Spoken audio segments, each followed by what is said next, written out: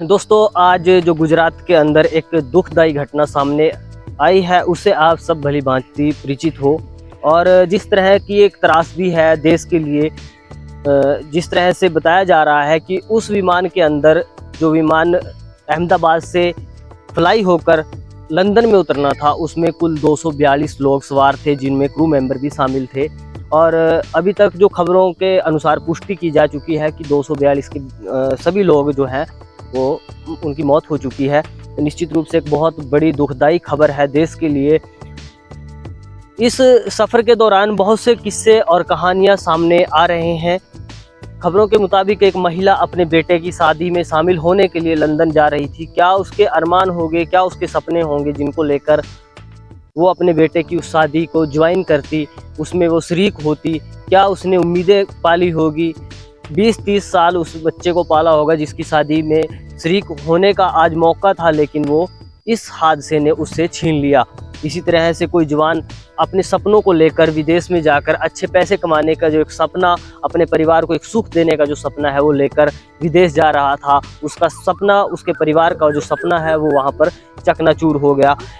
लेकिन इन सब बातों के बीच में एक बात जो निकल कर सामने आई है कि एक 7 साल की बच्ची को उस मलबे से जिंदा बचा लिया गया है। एनडीआरएफ की जो टीमें वहां पर लगी हुई थी, बचाव की जो टीमें लगी हुई थी, उनके द्वारा उस बच्ची को निकाला और वो बच्ची अपने माता पिता को तलाश रही थी, ऐसी जानकारी सामने आई है। अब बात ये सामने आती है कि और कितने लोगों को इस पूरे घटनाक्रम में बचाया जा सकता है, क्योंकि 242 लोग उस विमान में सवार थे। और जिस बिल्डिंग पर वो विमान टकराया है, जिस बिल्डिंग के ऊपर वो क्रैश हुआ है, वो एक हॉस्टल बताया जा रहा है, कॉलेज का, जिसमें करीब 20 मेडिकल स्टूडेंट जो आने वाले भविष्य के डॉक्टर्स थे भारत के लिए, देश के लिए, उनकी भी मौत की कहीं कहीं से खबरें सामने आ रही हैं कि वो 20 के 20 छात्र वहां पर उस मलबे में दब चुके हैं और उनकी मौत हो चुकी है। इस पूरे घटनाक्रम को लेकर पूरे देश में एक जो दुख है वो देखने को मिल रहा है। पूरा देश स्तब्ध है। जैसे ही बताया जा रहा है कि ये फ्लाइट अहमदाबाद से उड़ी, मेगानी से उड़ी थी ये फ्लाइट, और 7 मिनट के अंदर उस पूरे 7 मिनट के अंदर ये फ्लाइट क्रैश हो जाती है।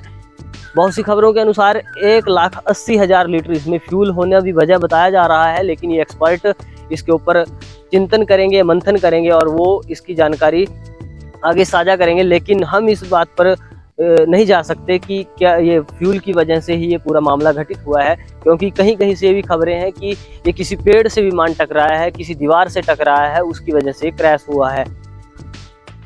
ये सब चीज़ें भविष्य के गर्भ में है।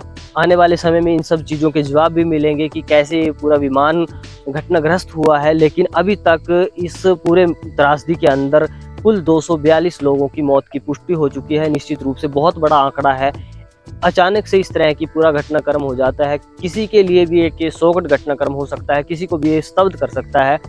और हमारी दुआएं हैं उन परिवारों के लिए, उन पीड़ित परिवारों के लिए जिनके इस हादसे में जो नौजवान हैं, बच्चे हैं या बूढ़े हैं या महिलाएं हैं, जो इसमें पूरी तरह से इसकी चपेट में आए हैं।